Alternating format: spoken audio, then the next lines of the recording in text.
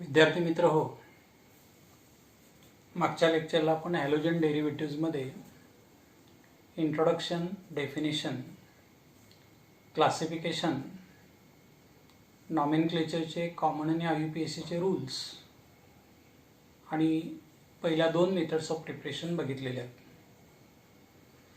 Alkyl halide तयार करण्याची पहिली पद्धत आहे ती म्हणजे अल्कोहोलवर HX ची ॲक्शन करायची. त्यामध्ये महत्त्वाची टेस्ट आपण बघितली, लुकास टेस्ट किंवा त्याला ग्रूव्ज प्रोसेस असं म्हणतात. आणि दुसरी एक मेथड आपण बघितलेली आहे की अनसिमेट्रिकल आणि सिमेट्रिकल अल्किनवर HX ची ॲक्शन करायची. त्यापासून अल्किल हॅलाइड्स तयार होतात. आठवते का बघा, मार्कोनिकॉप्स ॲडिशन आणि अँटी मार्कोनिकॉप्स ॲडिशन. तर आज आपण पुढची मेथड ऑफ प्रिपरेशन बघणार आहोत, preparation of alkyl halide from alcohol, and reagents used are PX3 and PCl5. यामध्ये PX3 याचा जर विचार केला तर X म्हणजे हॅलोजन ॲटम, X म्हणजे Cl ॲटम असेल, Br ॲटम असेल किंवा I ॲटम असेल. X जर Cl घेतला तर पहिला रिएजंट तयार होतो PCl3, फॉस्फरस ट्रायक्लोराइड, की जो स्टेबल कंपाऊंड आहे, रूम टेम्परेचरला डायरेक्ट आपण वापरू शकतो.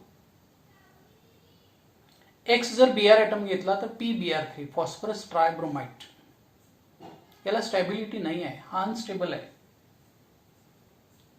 आणि XI जर घेतला तर PI3, फॉस्फरस ट्रायओडाइड, हा सुद्धा अनस्टेबल आहे.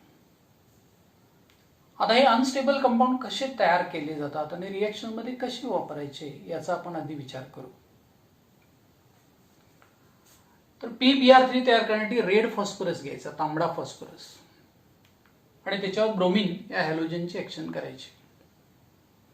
त्यापासून 2PBr3 तयार होतील, की फॉस्फरस ट्रायब्रोमाइडचे 2 मोलेक्यूल तयार होतील. तो मोलेक्यूल आपण रिएक्शनमध्ये वापरायचा. जे preparation of unstable compound from a mixture, याला लॅटिनमध्ये इन सिटू असं म्हटलंय, इन सिटू, SITU. असाच फॉस्फरस ट्रायओडाइड तयार करण्यासाठी रेड फॉस्फरस आणि आयोडीन यांच्यामध्ये ॲक्शन करणार आपण, आणि यापासून फॉस्फरस ट्रायओडाइडचे 2 मोलेक्युल्स मिळणार. त्यापैकी एक मोलेक्यूल रिएक्शनमध्ये आपल्याला वापरता येईल. जे PI3 प्रिपरेशन हे सुद्धा कोणत्या प्रकारचं प्रिपरेशन आहे, इन सिटू प्रिपरेशन. आता जर PX3 च्या ऐवजी PCl5 वापरला, फॉस्फरस पेंटाक्लोराइड, हा स्टेबल आहे, डायरेक्ट आपण रूम टेम्परेचरला वापरू शकतो.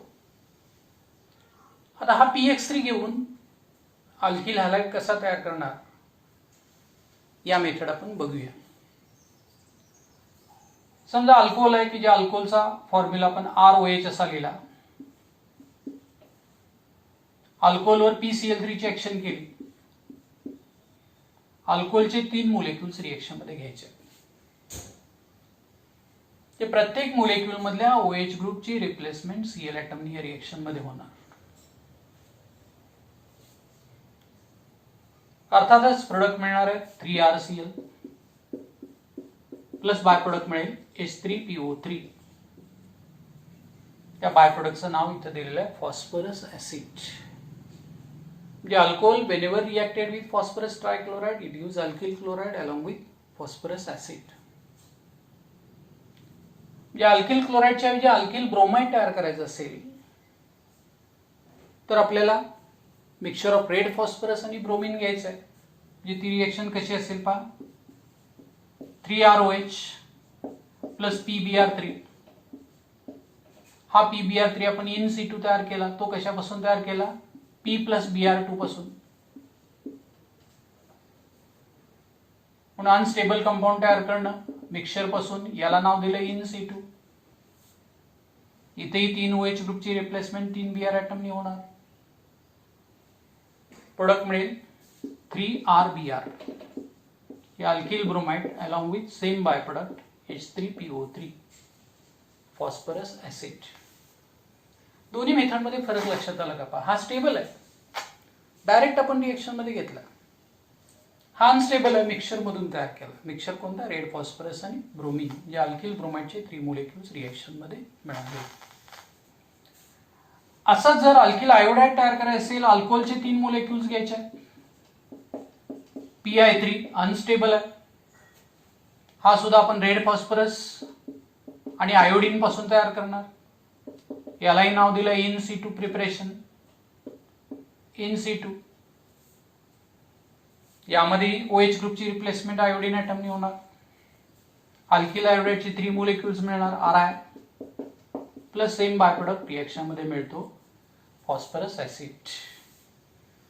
म्हणजे PX3, PCl3, PBr3, PI3 यांचा वापर करून आपल्याला रिएक्शन मध्ये alkyl chloride, alkyl bromide, alkyl iodide तयार करता येतील. तीनही मेथड मध्ये कॉमन फॅक्टर काय? Phosphorus acid is obtained as a by product. आता इथे आपण अल्किल हॅलाइडचे डिफरंट एक्झाम्पल्स तयार करण्यासाठी अल्कोहोल मधला R चेंज करायचा. उदाहरणार्थ अल्कोहोल मध्ये आपण इथाइल अल्कोहोल घेतला, 3 इथाइल अल्कोहोल, आणि याच्यावर PCl3 ची ऍक्शन केली. अल्किल क्लोराइडचे म्हणजे इथाइल क्लोराइडचे 3 मोलेक्युल्स रिएक्शन मध्ये मिळतील. म्हणजे तुम्हाला करता येईल. याचे वेगवेगळे एक्झाम्पल्स घ्या. Corresponding alkyl chloride, bromide, iodide या मेथड मध्ये तयार होऊ शकतील. आता आपण रिएजंट बदलूया. PX3 च्या ऐवजी PCl5 रिएक्शन मध्ये घेऊया. आणि आपल्याला माहिती आहे PCl5 हा स्टेबल आहे, तो डायरेक्ट रिएक्शन मध्ये आपण वापरू शकतो. Phosphorus pentachloride, it is stable, we can use directly in a reaction. आता यामध्ये अल्कोहोल आहे, अल्कोहोलवर PCl5 ची ऍक्शन केली, रूम टेम्परेचरला ही रिएक्शन होते. अल्कोहोल मध्ये एकच मोलेक्युल घ्यावा लागेल, एका OH ग्रुपची रिप्लेसमेंट एका Cl ॲटमनी होणार. म्हणजे अल्किल क्लोराइडचा एक मोलेक्युल रिएक्शन मध्ये मिळेल, RCl. आता OH मध्ये जो हायड्रोजन ॲटम आहे, हा हायड्रोजन ॲटम राहिलेल्या एका Cl ॲटम बरोबर कंबाईन होईल, बाय प्रोडक्ट रिएक्शन मध्ये मिळणार तो HCl. आता शिल्लक काय राहिलं पहा, एक ऑक्सिजन ॲटम, एक फॉस्फरस आणि 3 Cl ॲटम, ते सगळे कंबाईन होतील, बाय प्रोडक्ट रिएक्शन मध्ये मिळतो POCl3. म्हणजे अल्किल क्लोराइड मिळाला, याच्याबरोबर बाय प्रोडक्ट आहे फॉस्फरस ऑक्सीक्लोराइड. याचं नाव काय? Phosphorus oxychloride, OXY CHLORID. किंवा याचं दुसरं एक नाव दिलेलं आहे रेफरन्स. म्हणजे या मेथडमध्ये आपण अल्कोहोलवर PX3 आणि PCl5 यांची ऍक्शन करून alkyl chloride, alkyl bromide, alkyl iodide आणि पुन्हा PCl5 पासून अल्किल क्लोराइड तयार केले. यामध्ये अल्कोहोलचे डिफरंट एक्झाम्पल्स घेऊन डिफरंट अल्किल हॅलाइड्स तुम्हाला तयार करता येऊ शकतील. नेक्स्ट मेथड बघूया आपण, बाय हॅलोजन एक्सचेंज. इथे एक्सचेंज याचा अर्थ घ्यायचा अदला बदल. एका हॅलोजनची अदला बदल आपण दुसऱ्या हॅलोजनने यामध्ये करणार आहोत. यामध्ये 2 प्रोसेस आहेत. पहिली प्रोसेस आहे FIN KEL STEIN, Finkelstein process. या प्रोसेसमध्ये आपण अल्किल क्लोराइड किंवा अल्किल ब्रोमाइड याचं रूपांतर अल्किल आयोडाइड मध्ये करणार. So it is named reaction, name of reaction is Finkelstein process. आणि दुसरी एक प्रोसेस आपण बघणार आहोत, याला नाव दिलंय स्वार्ट्स प्रोसेस. Swarts process. या प्रोसेसमध्ये अल्किल क्लोराइड किंवा अल्किल ब्रोमाइडचं रूपांतर आपण अल्किल फ्लोराइड मध्ये करणार आहोत. याला हॅलोजन एक्सचेंज असं नाव दिलेलं आहे. आता आपण पहिली प्रोसेस विल्किन्स्टीन प्रोसेस काय नेमकं ते बघूया. आता या प्रोसेसमध्ये रिएक्टंट घ्यायचा अल्किल क्लोराइड आणि या अल्किल क्लोराइडवर सोडियम आयोडाइडचे ऍक्शन करायचे. कशाचे ऍक्शन करायचे? NaI. या रिएक्शन मध्ये ऍसेटोन हे मीडियम वापरावं लागेल.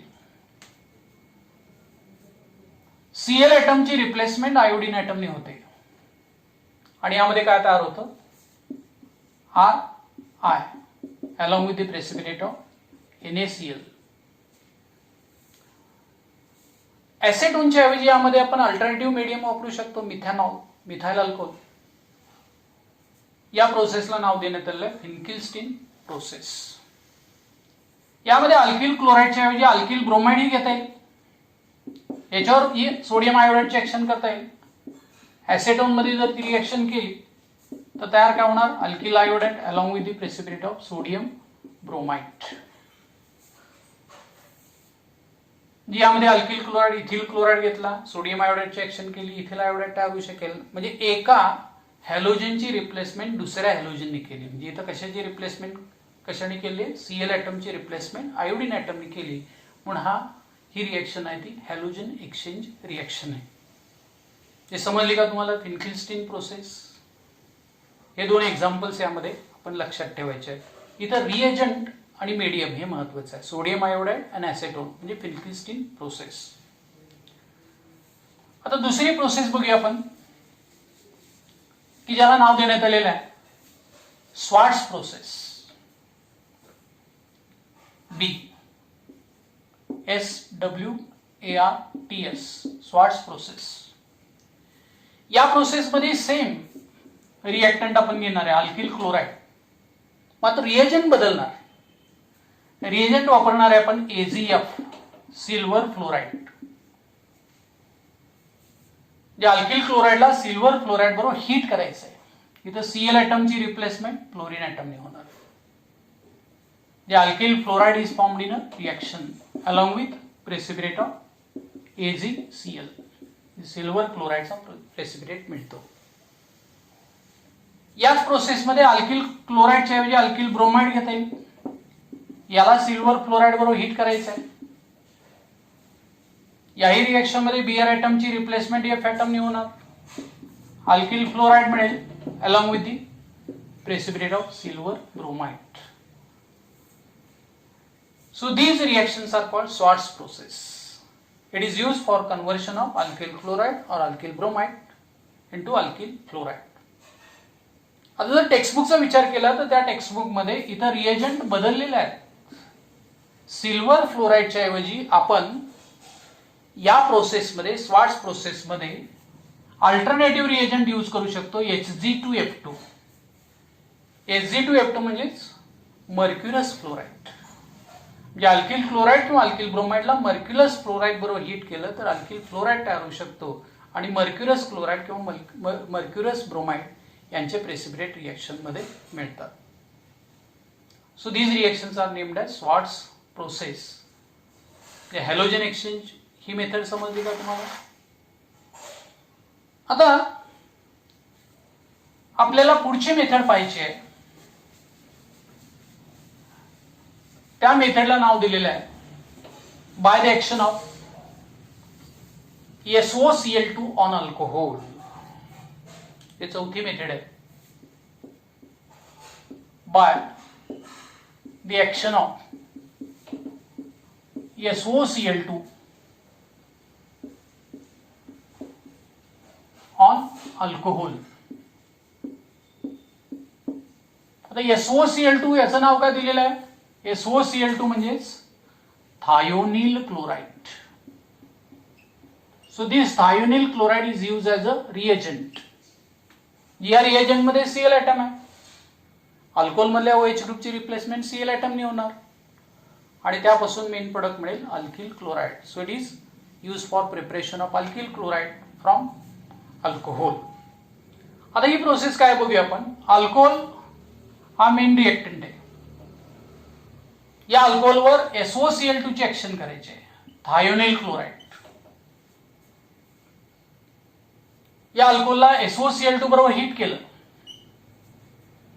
अल्कोहोल मात्र हा स्ट्रेट चेन घ्यायचं इथं. याचं वैशिष्ट्य काय, alcohol must take straight chain. Branch alcohol यामध्ये घेऊन चालणार नाही. तर OH ग्रुपची रिप्लेसमेंट या ठिकाणी सीएल ॲटमने होणार. Whenever OH group is replaced by Cl atom, product obtained is RCl. पुन्हा OH मधला हा जो हायड्रोजन आयटम आहे, हा हायड्रोजन आयटम एका Cl बरोबर कंबाईन होईल. Hydrogen chloride is obtained as a gaseous by product. हा सल्फर आयटम आहे, तो ऑक्सिजन आणि एका ऑक्सिजन बरोबर कंबाईन होणार, सल्फर डायऑक्साईड. या ठिकाणी दुसरा बाय प्रोडक्ट रिएक्शन मध्ये मिळू शकेल. हा सल्फर, हा ऑक्सिजन आणि ROH मधला oxygen atom SO2 is evolved in a reaction. These byproducts are gaseous. Gaseous byproducts आहेत. म्हणून they can be automatically given out into atmosphere. कारण ऑलरेडी ते गॅस आहेत, ते निघून गेले. So there is no need of separation of main product from byproduct. जे main product आणि बाय प्रोडक्ट यांचं सेपरेशन करण्याची गरज नाही. इथं अल्किल क्लोराइड तयार झाला, तो अल्किल क्लोराइड तो सुद्धा अनब्रँच्ड आहे. म्हणजेच या प्रोसेसमध्ये आपण स्ट्रेट चेन अल्कोहोल पासून अनब्रँच अल्किल क्लोराइड तयार करू शकतो. आता यामध्ये HCl आणि SO2 हे गॅसेस बाय प्रोडक्ट असल्यामुळे it is the most convenient method use for preparation of alkyl chloride from alcohol, because gaseous byproducts are automatically go off into the atmosphere, keeping behind only expected product in this reaction. तर इथं मात्र वैशिष्ट्य तुम्हाला माहित पाहिजे, straight chain अल्कोहोलचं रूपांतर अनब्रँच्ड alkyl chloride मध्ये होणार. आणि CETचा विचार जर केला तर CET मध्ये जर अल्कोहोलचं एक्झाम्पल प्रायमरी घेतलं, त्यापासून प्रायमरी अल्किल क्लोराइड तयार होतो. This process is called Darzens process. Textbook मध्ये हे दिलेलं नाही, मात्र CET साठी हे महत्वाचं आहे. Whenever primary alcohol is reacted with thionyl chloride, it gives unbranched primary alkyl chloride. This process is called Darzon's process. म्हणजे अल्कोहोल पासून अल्किल क्लोराइड तयार करण्याच्या वेगवेगळ्या पद्धती आपण बघितले, वेगवेगळे रिएजंट्स घेतले.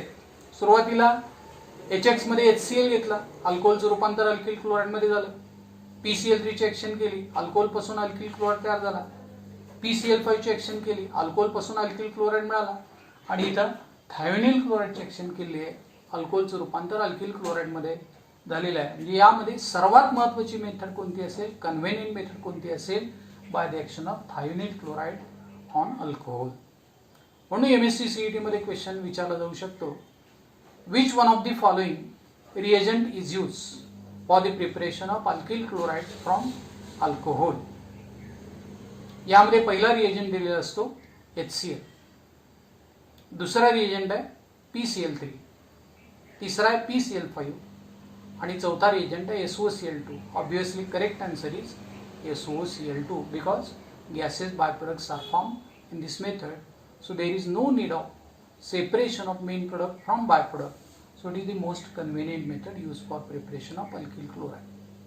या ठिकाणी आज आपण थांबूया, कारण या सगळ्या methods of preparation of alkyl halides झाले. धन्यवाद.